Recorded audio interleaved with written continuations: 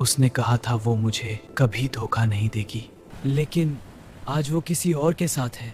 एक दिन ऐसे ही मैं अपने फ़ोन पर टाइम पास कर रहा था। एक मैसेज आया। नाम था उसका रिया। शुरुआत बस हाय से हुई थी, लेकिन बात यही नहीं रुकी। धीरे धीरे हम रोज बात करने लगे और कब वो मेरी आदत बन गई पता ही नहीं चला। अब हर सुबह उसकी गुड मॉर्निंग से शुरू होती थी और हर रात उसकी गुड नाइट पर खत्म। वो दूर थी, फिर भी हर पल पास लगती थी, जैसे मेरी दुनिया अब उसी में बस गई हो। अब बात सिर्फ बातें करने तक नहीं रही थी, हम एक दूसरे की फीलिंग समझने लगे थे। हर छोटी बात तब खास लगने लगी थी। आरव, तुम ना सच में बहुत अलग हो, पता है। मैं तुम्हें कभी नहीं छोड़ूंगी, हमेशा साथ रहूंगी। उसकी बातें सुनकर मैंने भी सपने देखना शुरू कर दिया था।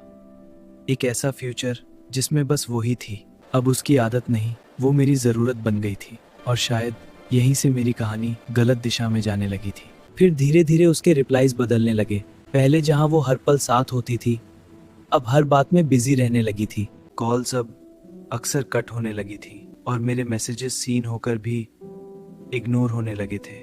मुझे समझ नहीं आ रहा था कि आखिर गलती कहाँ हो रही है, या फिर वो बदल गई थी। आरव, तुम ना बहुत ओवर थिंक करते हो। मैं बस थोड़ी बिजी हूँ, इतना सीरियस मत हुआ करो। अब दिल मानने को तैयार ही नहीं था। कुछ तो था जो मुझसे छुपाया जा रहा था और ये एहसास मुझे अंदर से तोड़ रहा था। फिर एक दिन उसकी प्रोफाइल पर कुछ ऐसा देखा जिसने मेरे सारे सवाल और गहरे कर दिए। और फिर वो पल आ ही गया जिससे मैं डर रहा था। वो सच में किसी और के साथ थी। क्यों किया तुमने ऐसा? क्या कमी रह गई थी मेरे प्यार में, या फिर मैं ही तुम्हारे लिए कभी इनफ नहीं था? तुम अच्छे हो आरव, सच में बहुत अच्छे हो, लेकिन प्यार सिर्फ अच्छा होने से नहीं चलता। वो मुझसे बेटर है। उसके बाद कुछ बचा ही नहीं था कहने को। आंखें खुली थी पर अंदर सब कुछ खामोश हो चुका था। मैं चल तो रहा था, लेकिन पता नहीं कहाँ, क्योंकि जिस रास्ते पर वो थी वो अब मेरा रहा ही नहीं।